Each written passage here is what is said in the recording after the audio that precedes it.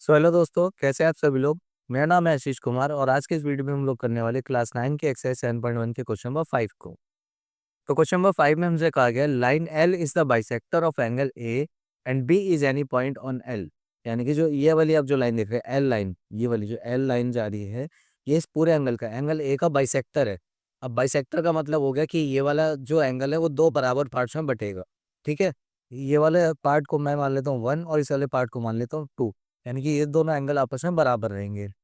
और आगे हमसे कहा गया BP and B Q are perpendicular from B to the arms of angle A. यानी कि जो एंगल ए के जो आर्म्स है, ये वाला आर्म और ये वाला आर्म, इन दोनों पे क्या परपेंडिकुलर बन रहा है, एक बी क्यू परपेंडिकुलर है और एक बी पी परपेंडिकुलर है।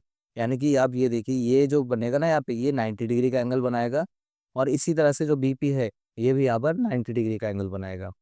इसके अंदर हमें प्रूव करना है, दो चीजें प्रूव करनी है। फर्स्ट पार्ट में हमें प्रूव करना है कि triangle A P B congruent है ट्रायंगल ए क्यू बी के। यानी कि ए पी बी ये वाला ट्रायंगल इस वाले ट्रायंगल के कॉन्ग्रुएंट है, ए क्यू बी के इस वाले के कॉन्ग्रुएंट है। ठीक है, तो सबसे पहले हम यहाँ पे क्या करेंगे, जिन दो ट्रायंगल को हमें कॉन्ग्रुएंट प्रूव करना है उन दोनों ट्रायंगल को ले लेंगे यहाँ पे।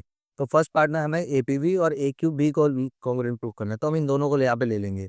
सो हम लिखेंगे in triangle A P B and triangle A Q B. अब देखिए इन दोनों में क्या क्या है बराबर। सबसे पहले देखिए जो ए पी बी है, ये वाला ट्रायंगल, इस वाले का देखिए ये वाला एंगल इस वाले ट्रायंगल के इस एंगल के बराबर है, क्योंकि जो एल लाइन है वो इसका बाइसेक्टर है। तो इस वाले एंगल को मैं मान लूंगा 1 और इस वाले एंगल को मैं मान लूंगा 2। ठीक है, तो इन दोनों ट्रायंगल के अंदर हम क्या लिख सकते हैं कि ए पी बी का जो एंगल 2 है वो बराबर है ए क्यू बी के एंगल 1 के। सो एंगल 1 इसके बराबर हो गया एंगल 2 के।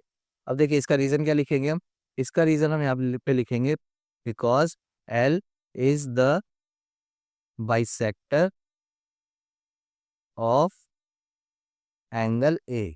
ठीक है, क्योंकि एल जो है एंगल ए का बाइसेक्टर है, इसलिए दोनों एंगल बराबर है। और देखिए हमें यहाँ पे क्या दे रखा है, जो बी क्यू है और बी पी वो दोनों 90 डिग्री फॉर्म कर रहे हैं।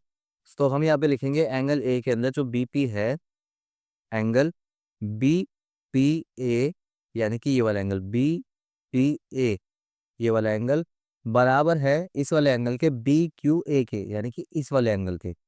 तो हम यहाँ लेंगे is equals to angle B Q A. ठीक है, और रीजन क्या लिखेंगे हम, ईच 90 डिग्री, यानी कि दोनों एंगल यहाँ पे 90 डिग्री के थे, इसलिए हमने इनको क्या करा, बराबर ले लिया।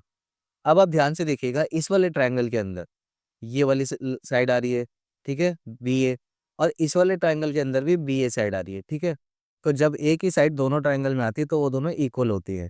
और इक्वल क्यों होंगी, उसका रीजन हम यहाँ पे लिखेंगे, क्योंकि देखो इस ट्रायंगल का बी ए बराबर है इस वाले ट्रायंगल का बी ए के। ठीक है, दोनों साइड आपस में बराबर है। इसको हम रीजन यहाँ पे देंगे कॉमन, क्योंकि ये दोनों साइड, ये जो साइड है इन दोनों ट्रायंगल के अंदर कॉमन है। तो अब आप देखिएगा कि इन दोनों ट्रायंगल के अंदर एक ये वाला एंगल बराबर है, एक ये वाला एंगल बराबर है और यहाँ पे एक साइड भी बराबर है। तो इसलिए हम लिखेंगे कि therefore triangle A P B congruent है ट्राइंगल ए क्यू बी के। ठीक है, और इसका रीजन हम क्या देंगे, एंगल एंगल साइड।